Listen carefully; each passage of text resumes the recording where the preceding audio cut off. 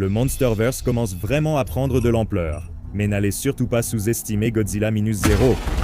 Ce serait vraiment facile de laisser la suite à venir de Godzilla Minus un passé au second plan, surtout en ce moment, avec tout ce qui se passe dans notre univers de monstres. Au milieu de toute cette excitation, c'est le moment idéal pour évoquer quelques théories sur qui pourrait être le grand méchant monstre dans cette suite très attendue.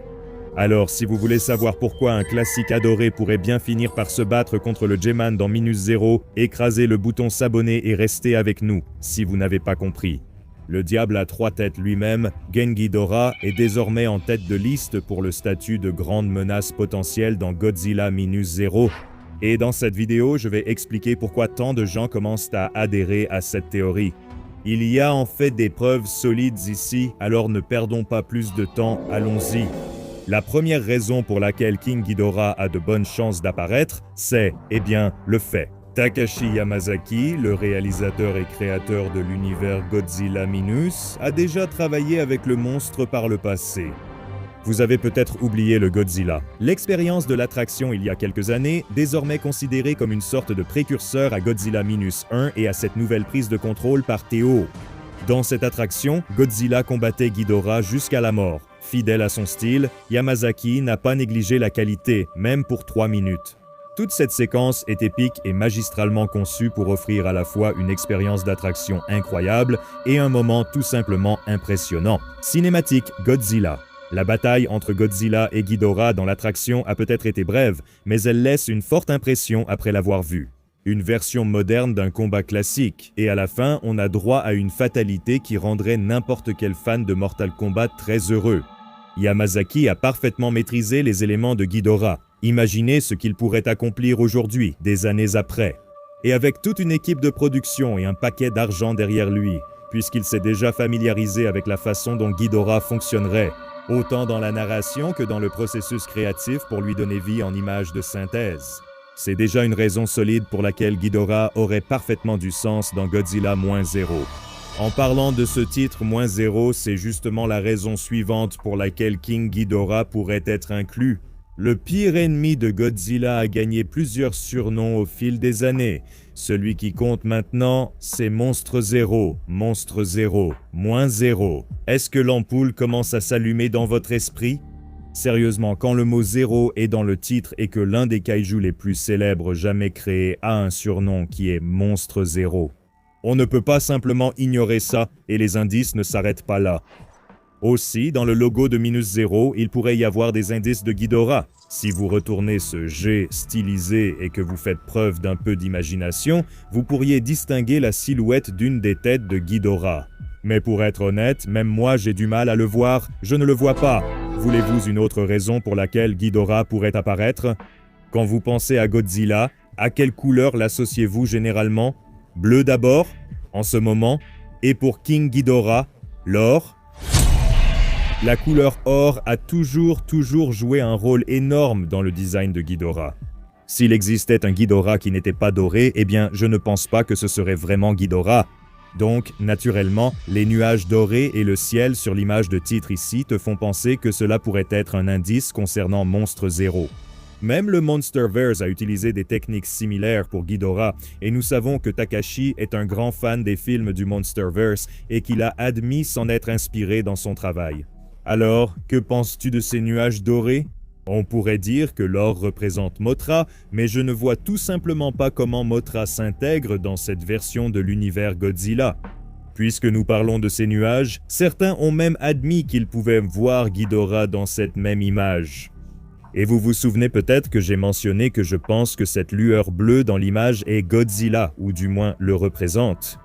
Je pense vraiment qu'il y a des messages cachés dans cette image, et certains pensent qu'on peut voir ce qui ressemble aux 3 têtes de Ghidorah au centre, là où 3 nuages s'étendent, donnant presque l'impression que le monstre à 3 têtes se penche au-dessus de Godzilla. Encore une fois, je ne le vois pas, ça pourrait être ces nuages, mais je ne suis pas sûr. Dites-moi en commentaire si vous voyez mieux.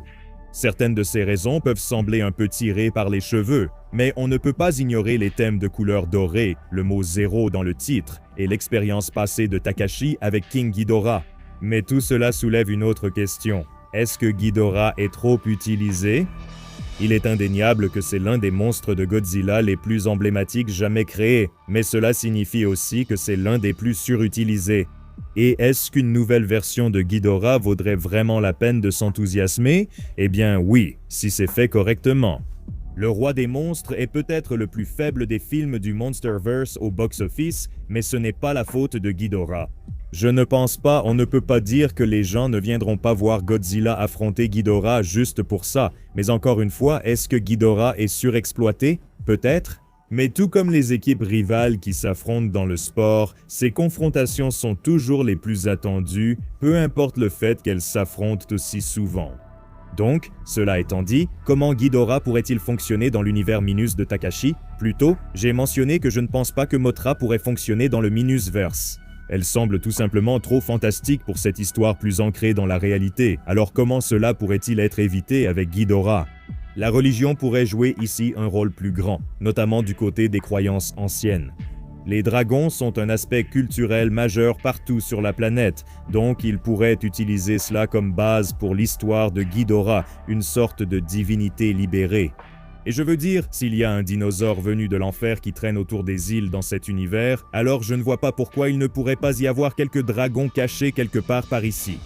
Nous ne pouvons pas non plus oublier que les années 1950 à peu près à l'époque du Minusverse, les extraterrestres étaient un sujet énorme, donc peut-être qu'ils pourraient garder les origines plus extraterrestres de Ghidorah et nous donner un peu de cette ambiance d'invasion alien des années 50 avec le monstre. Je trouve que ces deux origines sont cool et pourraient fonctionner dans le Minusverse tout en respectant les origines du personnage dans le passé.